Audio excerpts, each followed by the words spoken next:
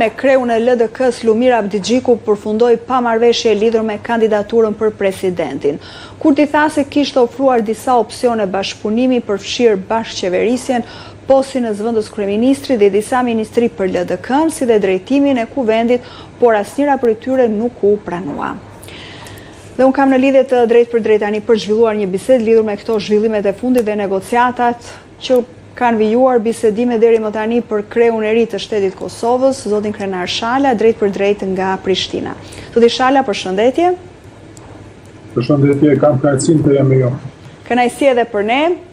Ndose një detyrim kushtetues, afati është drejt skadimit, javën tjetër përfundon dhe kjo periudhë një mujore dhe me sa duket Kosova shkon drejt zgjedhjeve të parakoshme. Takimi sotëm ka përfunduar pa një marrëveshje, nuk ka dakordsi mes Albin Kurtit dhe Lumir Abdigjikut për sa i përket kandidaturës së presidentit. Si shihni ju ofertën që Kurti ja ka vendosur në tryez Abdigjikut dhe vijën e kuqe të përcaktuar nga ky fundit për sa i përket kandidaturës së presidentit?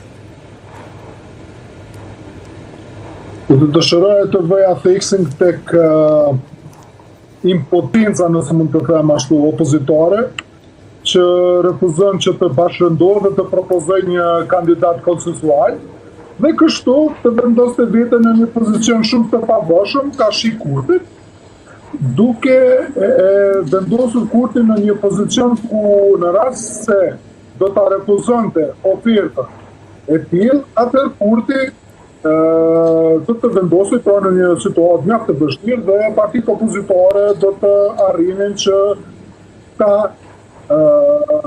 do të arrinin objektivet e tyre për ta dëmtuar Kurtin. Por përderisa kemi një impotencë të tillë opozitare ku ata refuzojnë që të bashkëndojnë veprimet e tyre për ta ofruar në tavolinë një propozim konsensual për president, atëherë besoj që zoti Kurti kështu nuk do të dëmtohet. Edhe pse nuk mendoj që do të forcohet edhe më tutje në rast të shkojnë zgjedhje, por të paktën nuk do të dëmtohet. Pra jemi në një situatë të tillë, fatkeqësisht nuk mendoj që kanë humbur shpresat të tëra për ta zgjidhur këtë problem.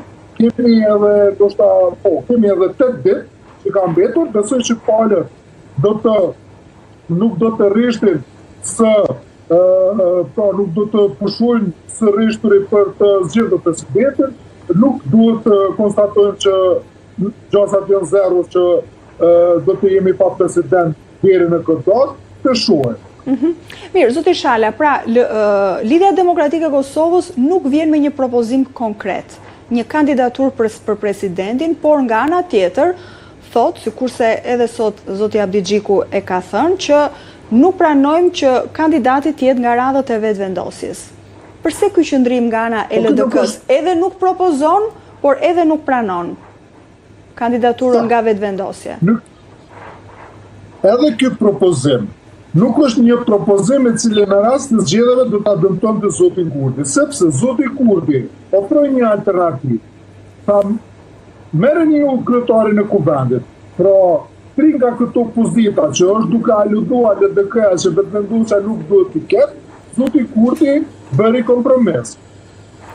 Prandaj vetëm nga zgjidhje për opozitën që të dëmtoj pozicionin e Kurtit në rast të shkojnë zgjedhje është që të ofroj një emër konsensual për presidentin. Përndryshe, ne do të shkojmë në zgjedhje, Kurti nuk do të dëmtohet, por as nuk do të jetë edhe më i fortë se kaq, dhe fatkeqësisht kriza do të vazhdojë dhe nuk e di se çka do të ndodhë pas zgjedhjeve. Ne do të humbim 10 euro, do të humbim kohë, qytetarët do të zhgënjehen dhe do të vazhdojë kjo loja se cila palë arrin t'ja lëj fajin tjetër, ndërkohë vendi do të vazhdojë të mbetet në krizë. Duke marrë parasysh që edhe pas zgjedhjeve ne do duhet të futemi si shoqëri, si shtet në ciklin e zgjedhjes presidentit. Mirë, meqense palët janë kokfor dhe secila me qëndrimin e tyre, u intereson sot partive politike ta çojnë sërish vendin në zgjedhje? Është në interesin e tyre? Nuk besoj që është në interesin e tyre, sepse partitë politike nuk janë të bindura që rezultati do të ndryshojë në mënyrë të konsiderueshme, megjithatë ka mundësi që opozita apo një pjesë e opozitës mendon që zoti Kurti nuk mund ta përsërisë rezultatin e tanishëm, por megjithatë, edhe nëse nuk e përsërit rezultatin e tanishëm, prap zoti Kurti gjasat i ka shumë të mëdha që të marrë vota të mjaftueshme për t'ia bërë të pamundur opozitës që nesër ta krijojë qeverinë pa vetëvendosje. Domethënë nuk besoj po ashtu që vetëvendosja mendon që në zgjedhjet e ardhshme nëse bëhen pas pamundësisë të ta zgjedhë presidentin, do të arrijë po ashtu që të marrë vota më shumë se që ka marrë në zgjedhjet e kaluara. Në përfundim besoj që palët e dinë që zgjedhjet nuk janë të mira për asnjërin palë, megjithatë kokëpërsia e tyre është duke çuar vendin në atë drejtim. Megjithatë nuk duhet të humbim shpresën sepse ka kohë të pa mundësi që palët do të lëvizin dhe zgjidhja mendoj është që opozita të propozojë një kandidat konsensual, ashtu siç është duke kërkuar edhe Kurti, dhe të shohim dhe ta testojmë Kurtin a është i sinqert me këtë propozim apo jo. Nëse Kurti del që nuk ka qenë i sinqert, atëherë vendi do të shkojë në opozita konkretisht do të dëmtohet. Opozita konkretisht, Lidhja Demokratike e Kosovës kërkon që kandidati të jetë nga kjo forcë politike, nga LDK-ja? Sipas zotit Kurti, ne nuk e dëgjuam ndonjë deklaratë të zyrtarëve të LDK-s. Por sipas zotit Kurti, nëse i marrim të mirëqenia deklaratat e tij, atëherë jo. LDK-ja nuk ka kërkuar që posti i presidentit të jetë domosdoshmërisht t'i kalojë pro LDK-s. Çka ka kërkuar LDK-ja është që njëra nga këto postet kryesore të shtetit, presidenti, apo kryetari, apo kryeministri, mos të takojnë të trijat vetëvendosur. Po, Kurti e ofroi, kryetarin e kuvendit e ofroi zoti Kurti. Për opozitën, për LDK-n. Kryetarin e kuvendit, si post, e ofroi. Po, e ofroi, po.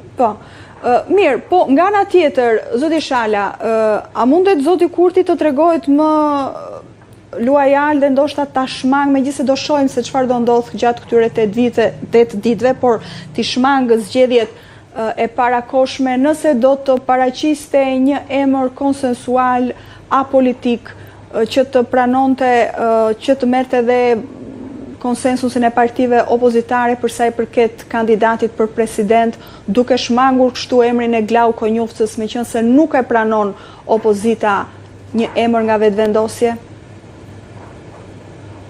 Gjasat janë shumë të vogla që propozimi i tillë ana e vetëvendosjes që të jetë dikush president nga ana e opozitës janë shumë më të vogla se sa fatkeqësisht mos bashkëndimi i partive opozitare për ta propozuar një emër për president.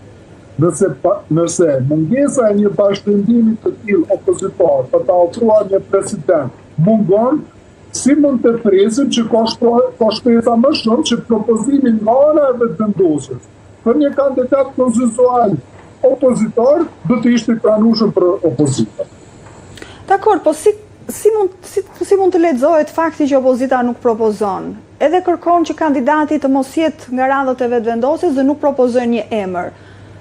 Cili është interesi këtu i opozitës, që ta kuptojmë qartë?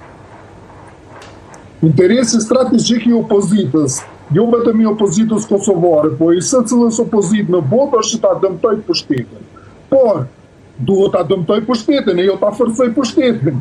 Deri tash opozita në Kosovë, duke tentuar si ta dëmtoj pushtetin, e ka forcuar atë. Prandaj po them, nëse dëshirojnë realisht që kësaj here ta dëmtojnë pushtetin, ata duhet ta marrin këshillën e vetëvendosjes që ata në mënyrë të koordinuar ta propozojnë një kandidat të tyre konsensual për presidentin. Përndryshe, zoti Kurti kështu nuk do të dëmtohet. E qartë. Nuk po them që do të forcohet, por nuk do të dëmtohet.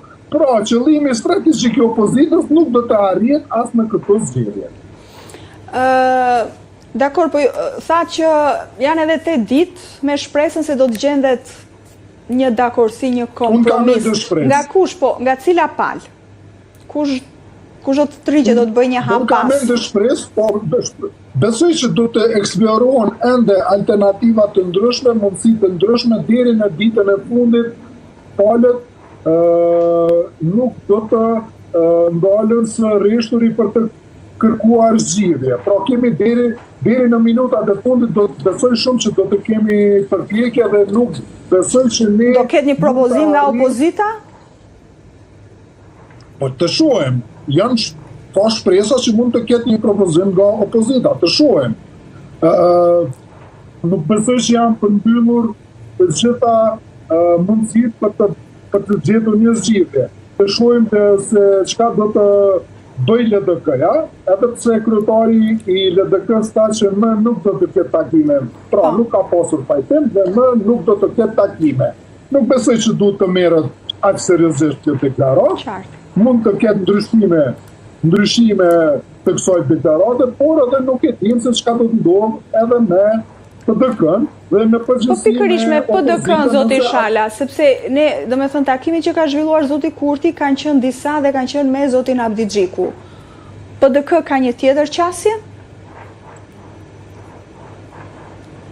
PDK-ja vazhdon në qasjen që nuk duhet t'i propozoj emrat, dhe të ndosja duhet të pajtohet blanko, ata duhet t'i propozojnë emrat, dhe të ndosja duhet të pajtohet që blanko do të votojnë. Dhe të ndosja nuk do t'a bëj këtë. Nuk do t'a bëj këtë. Përderisa nuk kemi koordinim apo propozim të emrave në tavolinë për të marrë miratimin e vetëvendosjes, kjo strategji e PDK-s nuk do të kaloj. Nuk pritet që të kaloj. Në qartë. Mirë, vetëm në mënyrë është pra që të koordinohet opozita të propozojë një kandidat konsensual dhe të paktën ta vendos zotin Kurti në një pozicion stresues, mjaft të vështirë ku ai do të mund ta kishte shumë të vështirë që mos ta pranonte atë propozim dhe kështu opozita të gjente në një situatë më të mirë në rast se vendi shkon në zgjedhje. Përndryshe, çdo alternativë tjetër zoti Kurti nuk do të dëmtohet. Po them edhe një herë, nuk po them që do të forcohet, por nuk do të dëmtohet. E qartë, në fakt Kosova është në një krizë të zgjatur politike dhe institucionale, zoti Shala. Sa përgjegjësi ka Albin Kurti si partia fituese e zgjedhjeve të fundit në dhjetor, si partia që ka numrat, sa përgjegjësi ka Albin Kurti në këtë ngërç? Zoti Kurti nuk po thot që çështja e presidentit apo posti i presidentit duhet të takojë vetëvendosjes.